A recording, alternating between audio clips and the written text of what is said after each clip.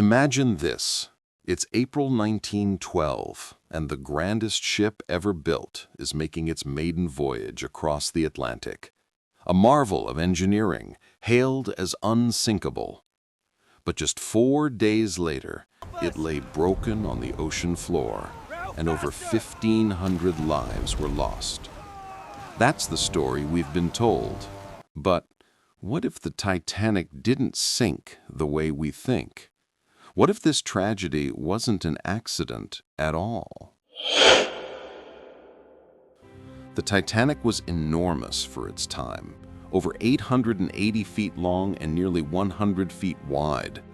On April 10th, it departed Southampton, England, carrying more than 2,200 passengers and crew. Warnings of icebergs came in throughout the journey, but the night of April 14th was calm, moonless, and deadly quiet. At 11:40 p.m., a lookout spotted an iceberg too late.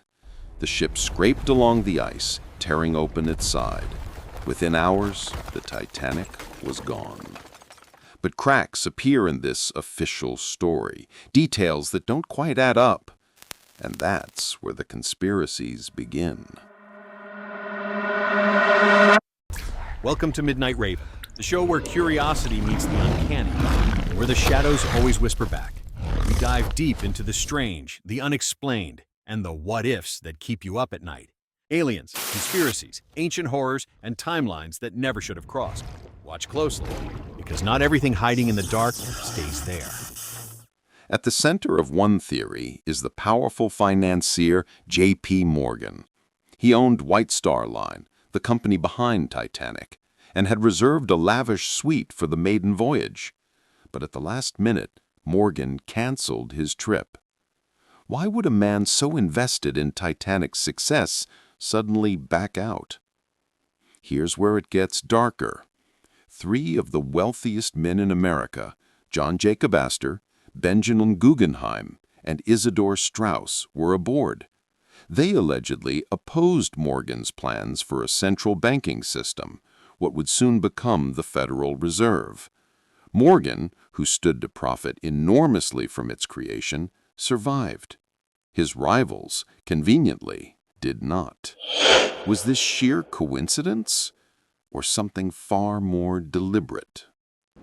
Another theory suggests the ship that sank wasn't the Titanic at all. Titanic had a nearly identical sister ship, the Olympic. Months before, the Olympic suffered a devastating accident, one that insurance wouldn't cover. The rumor? White Star Line secretly swamped the 2 ships. The damaged Olympic was disguised as Titanic, sent out to sea, and deliberately lost for insurance money. If true, the real Titanic may have continued sailing under the name Olympic for years after the disaster. It would mean the most famous shipwreck in history was not what it seemed, but a carefully staged fraud. Then there are the odd circumstances of the night itself. The Titanic's lookouts had no binoculars. The key to the locker was left behind by an officer who'd been reassigned. Without them, spotting the iceberg was nearly impossible. And why was Titanic speeding through dangerous waters, despite repeated warnings? Was Captain Smith reckless, or was he following orders he couldn't disobey? For some of these strange details don't point to chance.